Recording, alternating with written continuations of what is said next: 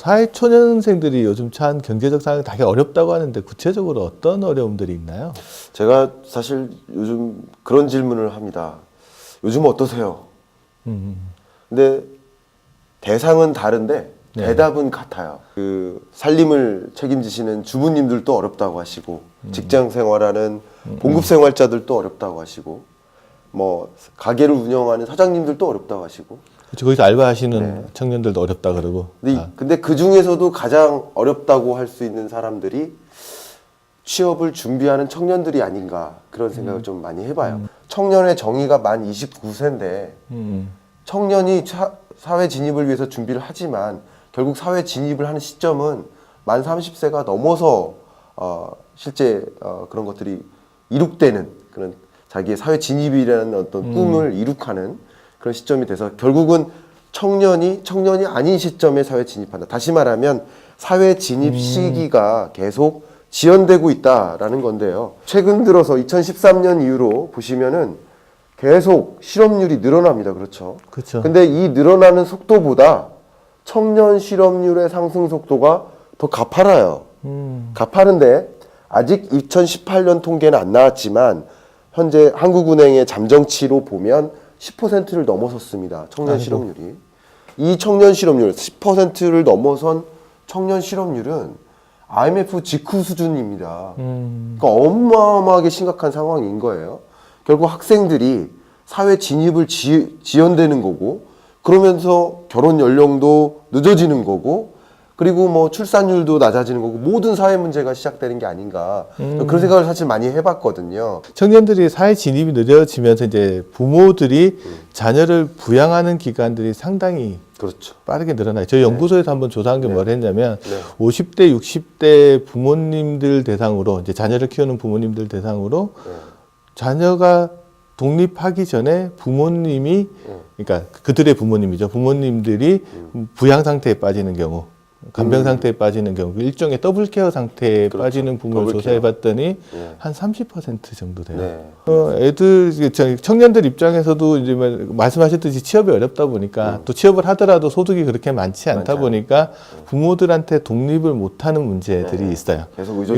이걸 이제 일본의 주오대학교 이제 야마다 마사히로라는 교수님이 일본에 그런 청년들이 되게 많아서 명명을 뭐라고 했냐면 패러사이트 싱글이라는 표현을 썼어요. 예, 예, 네. 그런 사람들이 되게 많아요. 우리는 이제 소위 캥거루족이라고 부르는 그렇죠. 친구들이 그런 친구들인데 이분들에 대해서 자산 관리를 어떻게 해야 되냐, 부모 입장에서 어떻게 자녀들하고 역할 분담을 해야 되느냐 하는 부분들도 상당히 중요해졌어요. 그래서 영국의 가디언즈 같은 데서는 제일 먼저 하는 말이 부모랑 자녀가 동거할 때 제일 먼저 해야 될 게 역할 분담이 되게 필요하다. 네, 네. 어디까지 비용을 지원해 줄 건지에 대한 것들을 분명히 하지 않으면 자녀가 계속 그 상태에 머무를 수 있다라는 거죠. 경제적인 문제도 그렇고 가족 간의 대화를 통해서 역할 분담을 잘하는 것들이 이들한테 자산 관리를 시작하기 전에 훨씬 더 중요한 문제일 수도 있을 것 같아요. 결혼을 하지 않는 사람 이들에게는 자산 관리하는 데 있어서 어떤 것들을 좀 유의해 봐야 될까요? 그러니까 기혼, 그러니까 결혼한 상태가 정상이면 결혼하지 않은 상태도 정상적인 상태다. 네. 그래서 이제 비혼이라고 불러달라고 하더라고요. 요즘 이제 비혼이란 말 많이 쓰이는데 그때 저는 처음 접했어요. 네. 그 비혼이라는 게 그게 어떻게 보면 정상적인 상태라고 자기들을 보는 거잖아요. 그래서 가서 제가 그분들한테 고민이 뭐냐라고 좀 물어봤어요. 부모님이 돌아가시면 지금까지는 이제 자기 부양할 자녀들이 없고 가족들이 없어서 되게 편했는데 조금 지나면 나를 부양해줄 가족들도 없구나. 네.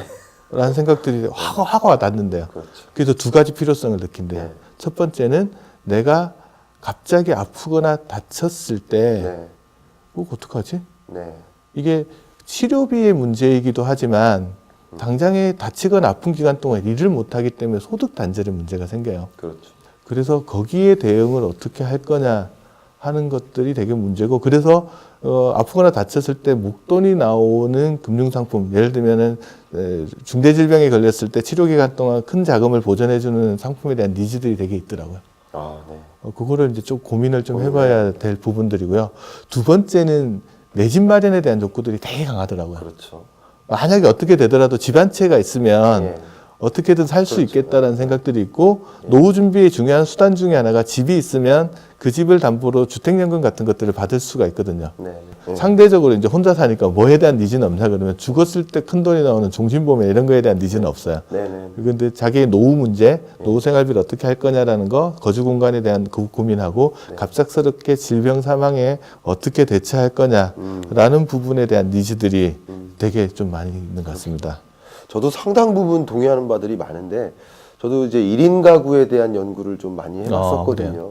근데 1인 가구가 차지하는 비중이 이제 4분의 1을 넘어서는 거거든요. 그렇죠. 지금 한 27%, 8% 예. 되더라고요. 예. 이미 4분의 1을 넘어선 상황인데 네. 1인 가구를 더 정확히 뜯어보면 청년 1인 가구가 아니라 독거노인 가구가 중추적인 역할을 그쵸. 합니다. 다시 말하면 이제 비혼주의로 가는 과정에서 물론 결혼하고도 이제 독거노인이 될 수도 있지만 이 비혼주의가 많아지면 독거, 말 그대로 독거노인 혹은 1인 가구의 증가 속도가 더 빨라질 수 있는데 1인 가구는 더더욱이나 다른 어떤 가구의 특성보다도 자기 스스로 자기의 삶을 책임질 수 있도록 하는 자산관리 노력이 더 중요하지 않을까 저도 그런 생각을 해봅니다. 맞습니다. 네. 네. 우리나라는 물론 인상 속도가 좀 더디긴 하지만 그렇죠. 금리. 결국은 시중금리가 상승하고 있는 과정에서 월세에서 전세로의 전환 과정에서 결국 대출에 대한 고민이 있고 대출이라는 그런 금융상품을 이용하는 데 있어서도 상당한 어떤 현명함을 발휘해야 되는 그런 시점이 아닌가 생각을 합니다. 그렇죠. 뭐 대출을 하려면 이제 대출하면 하든 뭐 대출을 하지 않든 간에 네. 일단 자본을 축적하는 과정에서 이제 우리가 고민해야 되는 게 어떻게든 빚을 갚든 자본을 축적하는 과정에서 부채를 좀 그러니까 소비를 좀 통제하는 문제들 그렇죠. 같은 것들이 네. 생겨나는 것 같아요. 그래서 네. 요즘 이제 젊은 친구들 표현 보니까 이런 표현 쓰더라고요. 눈 깜짝할 새라는 말을 저희 때는 많이 썼는데 요즘은 무슨 말 쓰냐 그러면 네. 통장에 월급이 스치는 사이. 돈이 들어오면 바로 쑥 빠져나가기 때문에 엄청 짧은 시간에 돈 들어온 것들이 이제 지출로 다 빠져나가잖아요. 왜 제 얘기 같죠? 저도 뭐 많이 공감을 하는데 보면 이제 자동이체 관리가 되게 중요한 것 같아요. 네네. 그래서 자기 통장에서 어떤 돈이 들어오고 네. 어디로 빠져나가는지를 정확하게 컨트롤을 하지 않으면 이 부분 컨트롤이 잘 안 되거든요. 네. 이걸 알 수 있는 게 이제 금융감독원에서 운영하는 사이트 파인에 가보면 네네. 자동이체 통합관리 서비스가 있어요. 네. 그 사이트에 한번 들어가서 접속을 해보시면 자기가 가지고 있는 통장에서 자동이체되고 있는 내용을 한눈에 다 조회할 수 있어요. 조회해 보신 다음에 약간 뭐 이 중에는 내가 좀 이거 안 나갔으면 좋겠다라는 것들은 금융기관 가지 않고 거기서 선택해서 해지할 수도 있고요. 네. 네. 또 금융기관별로 이거는 A은행에서 이체되고 있는데 B은행으로 좀 바꿨으면 좋겠다라는 니즈들도 생길 수 있고 그것도 그 자리에서 다 처리할 수 있으니까 내 돈이 어떻게 움직이고 있는지를 관리하는 게 첫 번째고요. 그렇죠. 두 번째 이제 카드 쓰는 거예요. 네네. 제가 이제 안타까운 일을 많이 보는 것 중에 하나가 뭐냐면 통장에서 자동이체가 막 일어나다 보면 사람들이 막 중구난방으로 자동이체 설정을 네. 하잖아요. 한꺼번에 한 게 아니고 필요할 때마다 자동이체를 해놓다 보니까 돈이 언제 얼마만큼 빠져나가는지를 모르다 보니까 어떤 일이 생기냐면 정작 빠져나가야 될 건 안 나가고 그렇지 않은 돈들이 먼저 빠져나가요. 그렇죠. 네. 그래서 어르신들이나 젊은 친구들 보면 이게 카드값이 먼저 빠져나가면서 이 보험료 같은 게 빠져나가지 않아서 이게 카드값 먼저 빠져나가도 한 2달 안 빠져나가면 보험이 실효돼 버리거든요. 그때 아프거나 다쳐서 보장을 못 받는 분들 되게 많아요. 그래서 이제 자동이체를 하실 때 관리를 어떻게 해야 되냐 그러면 분리시켜야 돼요. 어떻게 분리시키냐? 변동 지출 부분 하고요. 고정 지출을 딱 구분시켜서 다른 통장에서 이체되게끔 해 놓으셔야 돼요. 그래서 변동 지출 같은 거는 카드값이 대표적이죠. 그런 것들은 청구서를 확인하고 얼마가 들어가야 되는지를 자기가 체크한 다음에 A라는 통장에서 이체되게끔 만들어 놓는 게 첫 번째고요. 네. 고정 지출은 이제 보험료나 매달 일정하게 나가는 것들은 뭐 B 통장에다가 모아놓고 그거는 이제 나가는 금액을 정확하게 알잖아요. 그 월급이 들어왔을 때 그 돈을 자연스럽게 이체시켜 놓으면 이 문제를 해결을 좀 할 수 있어요. 그래서 관리를 하실 때 어떻게 해야 되냐면 체크카드 통장을 급여 통장이나 잔고가 많은 통장에서 분리를 하셔야 돼요.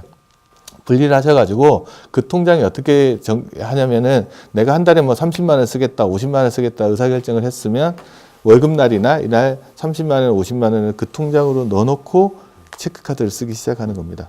그러면 그 통장이 물론 뭐 다음 월급날이 도래하기 전에 다 쓸 수도 있겠지만 그러면 내가 정기적으로 얼럿 경고를 한번 받는 거죠. 빨리 썼네? 라고 하면서 그 순간 소비 통제가 시작. 네. 되는 거예요. 외국의 실험 사례를 보면 이걸 한 달 단위로 하지 말고 주 단위로 하래요. 훨씬 소비 통제가 크다는 거예요. 그러니까 주 단위로 송금을 해주고 한 주에 쓸 돈을 체크카드 통장에다 넣어주고 카드를 쓰게 되면 훨씬 더 효과가 크다 그러고, 이것도 송금을 할 때 금요일 저녁에 송금하는 것보다 월요일 아침에 송금하는 게 소비 통제가 훨씬 크대요. 그래서 지출을 관리하는 것들은 이렇게 효과적으로 자기 소비를 어떻게 통제할 거냐라는 것들이 되게 중요한데, 이거를 자기 의지에만 맡겨서는 힘드니까 제가 금방 말씀드렸듯이 이런 시스템적인 방법으로 좀 소비 통제를 하게끔 만들어 놓으면 그거 소비가 통제된 만큼 저축이 늘어날 수 있고, 그러면 이제 자산을 축적하거나 부채 상환을 하는데 조금 더 도움을 받을 수 있을 것 저도 같아요. 당장 그렇게 해야 될 것 같습니다. 오늘 참 좋은 시간이었고요. 저도 저도 많이 배웠습니다. 저도 많이 배웠습니다. 네, 네, 감사합니다. 감사합니다.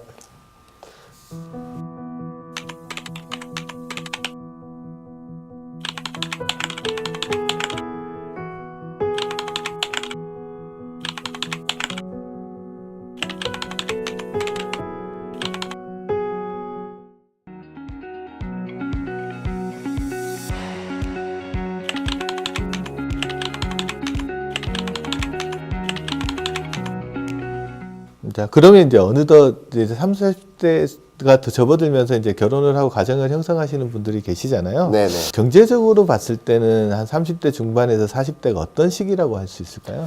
3, 40대를 정의를 한다면 네.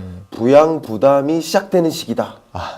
결국 이제 그 전까지는 부양을 받는 대상이었다면 이제 내가 부양을 직접 해야 되는 주체가 된다라는 어깨가 확 무거워지는데요. 어깨가 무거워지는 시기다라고 네. 볼 수 있는데, 주로 이제 30대 중반 정도 되면 이제 아이가 한 명 생기는 거죠.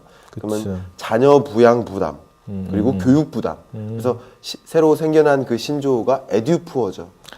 자녀 부양 부담을 위해서 빚까지 져가면서, 왜냐하면 교육비 수준이 저소득층과 고소득층 간의 차이가 없어요. 그러니까 이런 에듀푸어가 생겨나고 자녀 부양 부담이 시작되는 시점이고요. 또 40대의 경우에는 이제 부모님이 생애 주된 직장에서 퇴직하는 시점인 거죠.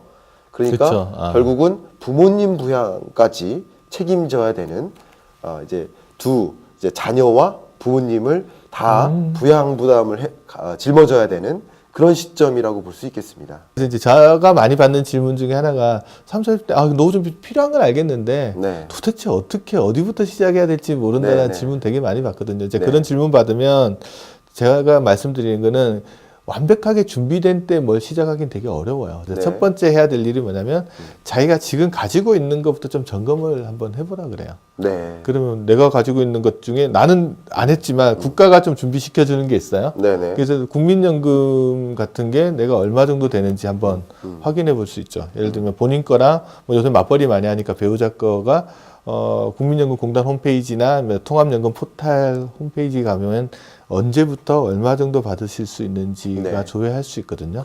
30, 40대 내게 어느 정도 되는지를 좀 점검해 보는 게 상당히 의미 있는 일이라고 볼 수 있고요. 두 번째는 퇴직금이나 퇴직연금을 한번 알아보라고 그래요. 이거 사람들 자기 퇴직금이 어디 투자되고 있는지 모르시는 분 되게 많으세요. 국민연금과 퇴직금을 이렇게 쌓아놓고 보면 네. 어느 정도 좀 준비된 게 보이잖아요. 네. 그러면 이제 부족한 게 보이기 시작해요. 아예 맹탕 없을 때는 어디서부터 해야 될지 잘 모르겠는데 네. 내가 가진 자산이 뭔지를 좀 체크하고 나면 이제 부족한 것들을 어떻게 할지에 대한 생각들이 시작되는 것 같고요. 그때 처음 시작하는 거는 아무래도 뭔가 혜택이 큰 걸로 네. 시작을 해야 되잖아요. 그렇죠. 이게 대표적으로 절세 효과가 가장 큰 상품 중에 하나가 이제 연금저축이라는 상품이 있어요. 근데 저축 금액에 대해서 한 400만 원까지 세액공제를 해주고요. 그다음에 이제 개인형 퇴직연금이라는 것들이 있는데 연금저축하고 개인형 퇴직연금 합치면 저축 금액에 대해서 최대 700만 원까지 세액공제를 받을 수 있거든요. 그럼 그 700만 원 저축하면 사람에 따라서 이제 공제율은 좀 차이 나지만 보통 90만 원에서 100만 원 좀 왔다 갔다 하는 금액들을 연말정산 때 세액공제 받을 수 있으니까 상당히 큰 혜택이잖아요. 네. 사실 우리나라가 빈곤율로 봤을 때 OECD 회원국보다 빈곤율이 낮아요. 그러니까 빈곤하지 않아요. 근데 66세 이상의 계층의 경우에는 그냥 현격하게 빈곤율이 차이가 납니다. 그러니까 이 이야기는 노후 준비가 안 돼 있는 거라는 거죠.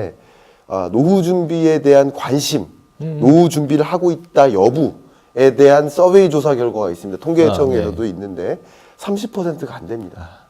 그 노후 준비를 시작하되 어떤 식으로 해야 될지 지금 방금 사무님께서 말씀해 주신 그런 것들을 정확하게 고려해 가면서 네. 그렇죠? 내가 노후에 얼마나 지금 받을 수 있는지 국민연금이 됐든 퇴직금이 됐든 얼마만큼 받을 수 있는지를 먼저 따져보고 그러면 내 노후를 위해서 얼마만큼씩 또 개인적인 준비, 그러니까 국가가 준비를 안 해주면 나 스스로 어떻게 노후를 준비할지를 계속 생각해 가면서 지내야 되지 않나. 오늘 사실 이렇게 대담을 하면서 더 여실히 체감을 하고 있는데요. 3, 40대가 노후 준비를 시작해야 되는 거다. 노후 준비는 노년층이 되어서 시작하는 것이 아니라 3, 40대의 노후 준비라는 것을 시작해야 되는 것이다. 어떻게 노년층에 대한 준비를 내가 노년층으로 되기 전에 어떻게 노후 준비를 시작할 수 있는지 그런 해안들을 저도 많이 배우는 시간이 되었습니다. 저도 뭐 젊은 친구들 20대, 30대, 뭐 초반 40대 분들이 어떤 상황에 처해 있는지 많이 좀 배웠고요. 중요한 거는 일단 생각보다는 실천인 것 같습니다. 네. 그러니까 일단 되는 만큼 실천을 하시면서 조금씩 바꿔나가야 오늘이 바뀌어 내일이 바뀌는 거기 때문에 네. 네. 그래서 오늘 실천들이 좀 더 중요하다는 생각들이 방송 보시는 분들이 좀 하셨으면 합니다. 네.